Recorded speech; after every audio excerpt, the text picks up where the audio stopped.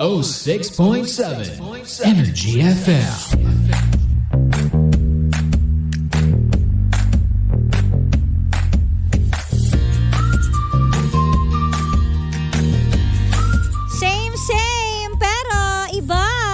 Nagbabalik po ang nag-iisang chicks ng radyo. Ako yon, si Gandang Kara. Hello everybody! Kumusta naman po ang lahat? Ayan, oras natin 1:35. Yes, 1:35 na. At sana naman ay nakakain na kayo at hindi kayo nakapagpalipas ng inyong inyong mga gutom kasi mahirap malipasan ng gutom, ha. Nako, yung mga iba nagkakaroon na ng acid reflux kasi minsan daw yung nagiging cause. Yung pag nagpapalipas ka ng oras ng gutom, 'di ba? Tapos mahilig ka pa sa maanghang, sa mga kung anong mga bagay na delikado sa tiyan natin, junk foods and everything. Tapos hindi ka matubig, ayan. Parang pinigasabihan ko na rin yung sarili ko kasi ganyan ako eh. Tapos kapag sumakit, saka ka magbabago, di ba? Saka mong isipin na, I have to change. I have to change my lifestyle. Iiwasan ko na to. Pero ginawa mo yun nung nagkasakit ka na. Oh, di ba? It's too late na. Sinasabi ko sa'yo eh, no? Yahoo! Ay, nako. But anyways, mga pangga, here we go again. Happy Tuesday sa inyong lahat. At sana ay mapayapa ang inyong Tuesday. Ayan, ngayon ay 10-10 na. Uy, dahil 10-10, di ba yung mga 10-10, may mga ano yan, may mga sale. At saka sweldong 10-10, di ba? 10-10 talaga ang 10. O, taray, congratulations. Oo, sige. Ikaw ay add to cart ng add to cart. O, tas bayaran na din ng bills. Ayan, tumatawag pa yung Grab driver ko. Teka, papasagot ko nga muna kay Tita Cora.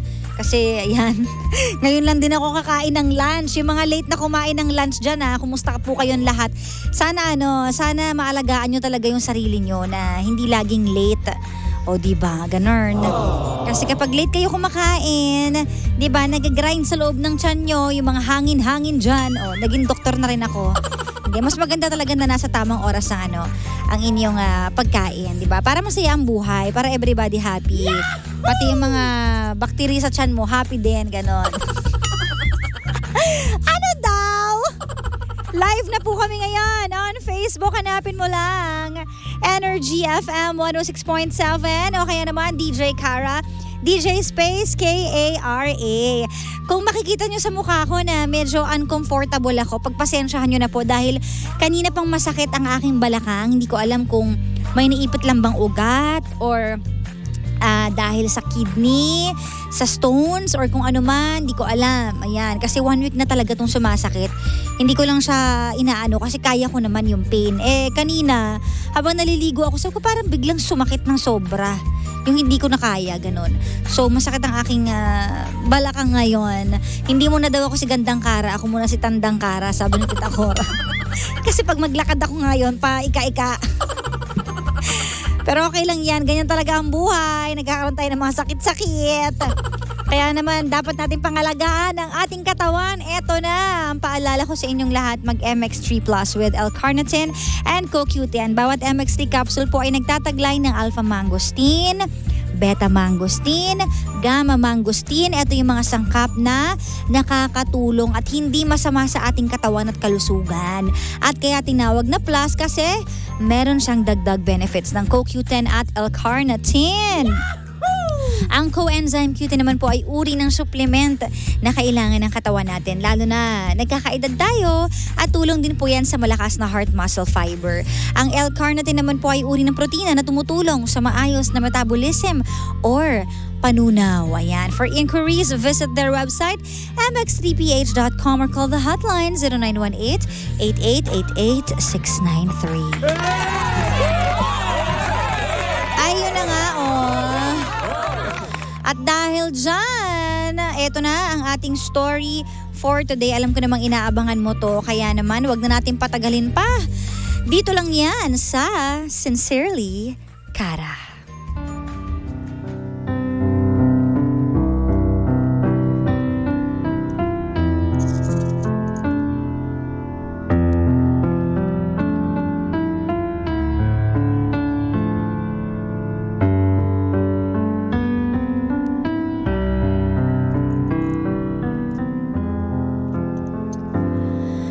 May mga pangyayari sa buhay natin na hindi natin kontrol. Or yung may mga bagay na mapapatanong ka na lang, bakit kaya nangyari yon? Ano kayang rason niya? Sa buhay kung minsan, may mga bagay kang hindi maipaliwanag. May mga nangyayaring masakit na tinatanong mo, bakit sa akin? Or minsan naman, paano ko aayusin? So many questions. Lalo na pagdating sa buhay natin na parang hindi kompleto. Marami tayong tanong na bakit. Ito ang story ni Sam. 27 years old from Quezon City. Bata pa lang siya ay iniwan na siya ng kanyang mga magulang. Kaya naman nakatira siya sa kanyang lolo at lola. Kumbaga palaki siya ng mga lolo at lola niya. Kahit naman daw paano nakakausap niya yung tatay niya, pero hindi siya ganun ka-involved kasi ang tatay niya ay meron ng ibang pamilya din. Kaya hindi na siya ang priority. Pero okay lang naman daw dahil masaya siya sa piling ng kaniyang lolo at lola. Kumbaga sapat na sa kanya yun. Kahit kung minsan naiinggit siya sa iba dahil may buong pamilya. Pero wala siyang magagawa dahil feeling niya, etong kapalaran ko eh. Until one day, biglang merong nag-reach out sa kanya through chat. Kinukulit siya. Hanggang sa dumating sa time na nakausap niya at sinabi na ang nanay daw niya ay may sakit na cancer. Nung una hindi raw siya naniniwala dahil baka joke, prank or scammer. Pero nalaman niya ang katotohanan. Hindi niya ngayon alam kung magagalit ba siya, maaawa dahil may sakit ang nanay niya, o magagalit ba siya dahil hindi niya nakasama ang nanay niya for the longest time. Ano nga bang dapat niyang maramdaman? So let's hear it straight from the heart of our sender for today. Dear DJ Kara, itago niyo na lang po ako sa pangalang Sam. Ako po ay 27 years old from Quezon City. Baby pa lang po ako nang iwan ako ng parents ko kay lola at lola sa father side ko. Kahit papaano, nakakausap ko naman yung tatay ko pero hindi na siya ganun ka-involved sa akin kasi nga meron na rin siyang sariling pamilya. Masaya naman ako sa pagmamahal na binibigay ng lola at lola ko pero syempre iba pa rin yun nandyan sila eh. There are times nga na naiinggit ako sa mga batang katulad ko noon kasi kasama nila yung mama at papa nila habang ako hindi ko alam yung feeling ng ganun. Ngayon nakapagtapos na po ako ng pag-aaral at meron na rin akong sariling poultry business. And so far successful naman po siya sa tulong ng aking lolo at lola. Then habang nasa shop ako may nag-chat sa akin galing sa isang account na hindi ko kilala.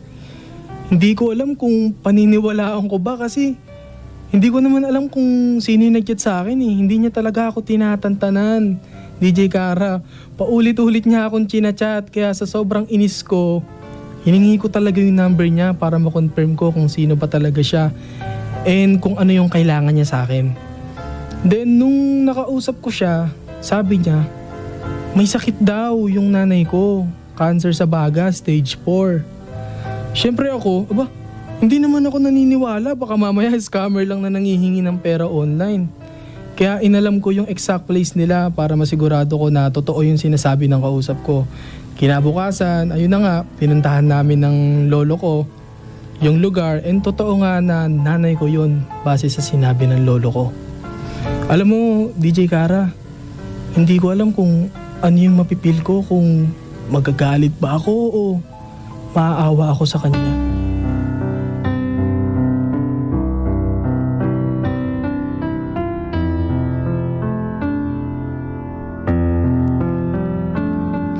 Ano nga ba ang dapat maramdaman ni Sam? Maaawa or magagalit daw sa kaniyang nanay?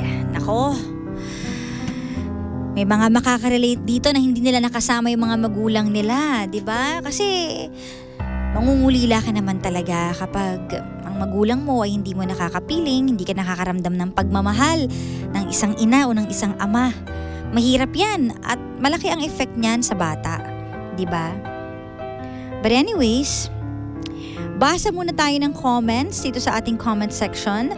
Hanapin nyo lang po Energy FM 106.7 o kaya naman DJ Kara. That's DJ space K-A-R-A. Ayan, sabi dito, kahit ano pa man na naging pagkukulang ng magulang mo sa, still magulang mo siya ang nagsilang sa'yo. Sabihin na natin naging pabaya siya, pero gagayahin mo ba ang pagiging pabaya niya? Be the better person. Sabi ni Peter Smeng.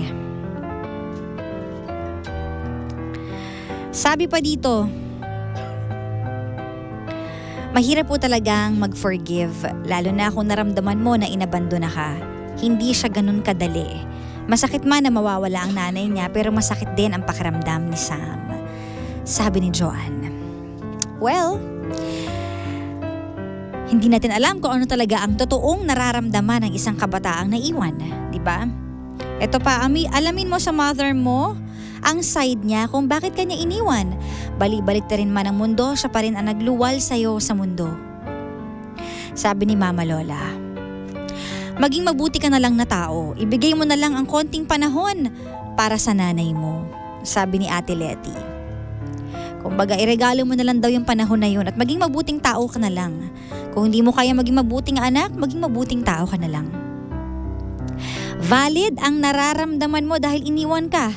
Pero kung ako sa'yo, at kung totoong siya ang nanay mo, kausapin mo at humingi ka ng paliwanag. Bakit kanya iniwan para maging lumawak ang unawa mo? Pero ganun pa man, kahit anong paliwanag niya, ipagpatawad mo na sa naging pagkukulang niya sa'yo. Sabi to ni Ate Marie. Naging hindi siya mabuting magulang, pero kaya mong maging mabuting anak para sa kanya. Sabi naman to ni Ana Miriel. Patawarin mo na kasi may sakit naman siya eh. Yun ang kahilingan ng may sakit na makita ang napagkasalaan niya. Oh, sakit naman nun. Sabi ni Ate Alisa.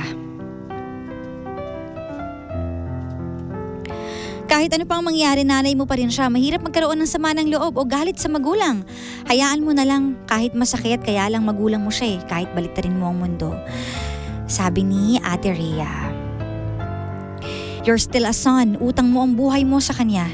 Life is short, make the most out of it. Sabi ni Marichu. Magpasalamat ka sa kanila dahil sila pa rin ang magulang mo, so forgive them. Sabi naman to ni Ate Elsie. Nanay mo siya, alagaan mo kahit sandali ng buhay niya. Sabi ni Mami Rosie. Well. Alam mo, Sam, marami talagang mga anak ang nangyayari in reality na napapabayaan ng magulang, yung iba pinapaampon, yung iba pinapamigay, yung iba nilalayasan. And there's always a reason behind it. Nakakalungkot nga lang na sometimes, yung reason nila ay hindi ka tanggap-tanggap. But, kanya-kanya tayo ng istorya ng buhay eh. And yours is different also.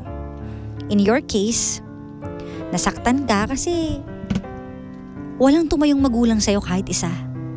Tatay mo nagkaroon ng family. Nanay mo, parang feeling mo, binaliwala ka kasi hindi siya nagpalaki sa'yo. Lolo't lola mo ang tumayong nanay at tatay mo. At alam mo, it's a blessing. Hindi sa kinukumpara ko, 'di ba? Pero i-count mo rin yung blessing na meron ka. Oo nga, wala kang magulang, pero bakit may lolo at lola ka? 'Di ba? Andyan sila for you. But then again, hindi natin pwedeng i-benos kung ano yung nararamdaman mo kasi feelings mo 'yan. Bawat tao may kakayahan na tumanggap ng masasakit na bagay at depende na lang sa kanila yon kung paano nila tatanggapin. May mga taong malalim sa kanila yung ganong storya, may mga taong kaya magpatawad, iba-iba ang bawat tao eh. So in your case, iba din ang nararamdaman mo para sa nanay mo. Kaso nga lang, yes, valid ang feelings mo. Tama ka dyan. Pero may sakit na yung nanay mo. And hindi mo ba napansin na bakit talagang kinokonek kayong dalawa? Everything happens for a reason. Kasi para wala ka ding mga regrets at yung nanay mo din, huwag mong hayaang lumisan siya sa mundong ito na meron siyang bigat sa dibdib. For sure, dinadala niya yan. And for sure, nagsisi na yan. Alam mo, para sa isang taong may sakit, helpless sila eh. Pag may sakit ka, feeling mo sobrang kawawa mo. Walang nagmamahal sa'yo, emotional ka. At lahat magbabacktrack eh. Kung baga lahat na nagawa mong kasalanan, yung mga nasaktan mong tao. Kasi hanggang doon na lang yung kaya mong gawin. Hanggang memories na lang sa isip mo. Hindi ka na makakabangon, hindi ka na makakapaglakad, hindi ka na makakapag-travel. Wala na siyang magagawa. So ibigay mo na lang yun sa kanya. Kung hindi mo man siya agad mapatawad, kasi ang pagpapatawad, ang hirap na maipilit kung wala talaga sa puso mo. But at least try. Be a good person. Doon na lang tayo. Puntahan mo siya, pakinggan mo yung side niya, tanungin mo siya kung ano nga bang nangyari, bakit kanya iniwan. And from there, doon natin malalaman kung anong mafe-feel mo. Kasi minsan may mga taong galit, pero pag nakaharap na nila, nawawala din yung galit. Lalo na kapag nagkaroon ng communication, kapag nakapagpaliwanag. Diba? Kapag nasa gitna nyo na yung understanding. So mag-usap kayong dalawa ng nanay mo at nanay mo pa rin yan. After all, kung ano man yung dinanas mo sa mundo, kung ano yung pinupuntahan mong mga lugar, hindi mo naman pupuntahan yun kung hindi ka buhay. Maaring nasaktan ka pero paikot-ikutin mo natin na buhay ka sa mundong ito. At nagsisisi naman siguro yung nanay mo. Bigyan mo siya ng chance na humingi ng tawad sa'yo before you regret it. Pakinggan mo ang side niya. And when she's gone, bayad na siya sa kasalanan niya. Malaki ang kapalit ng ginawa niya. Yun na lang isipin mo, mawawala siya sa mundong ito. At kapag nawala ka sa mundong ito, bayad ka na eh. Sa lahat na nagawa mong kasalanan. At least try to talk to her. Para kahit paano mabawasan din yung bigat na nasa puso mo at mailabas mo rin siya. Forgiveness is the sweetest revenge. And forgiveness is the best form of love. Sincerely, Kara.